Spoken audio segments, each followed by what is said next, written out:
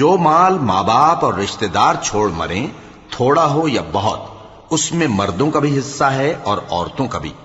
یہ حصے اللہ کے مقرر کیے ہوئے ہیں۔ اور جب میراث کی تقسیم کے وقت غیر وارث رشتہ دار اور یتیم اور نادار لوگ آ جائیں تو ان کو بھی اس میں سے کچھ دے دو اور ان سے معقول بات کہو۔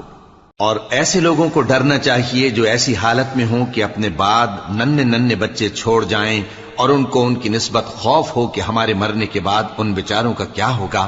پس چاہیے کہ یہ لوگ اللہ سے ڈریں اور درست بات کہیں۔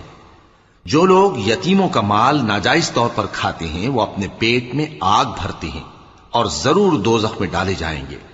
اللہ تمہاری اولاد کے بارے میں تم کو ارشاد فرماتا ہے کہ ایک لڑکے کا حصہ 2 لڑکیوں کے حصے کے برابر ہے، اور اگر اولاد میت صرف لڑکیاں ہی ہوں، یعنی 2 یا 2 سے زیادہ، تو کل ترکے میں ان کا 2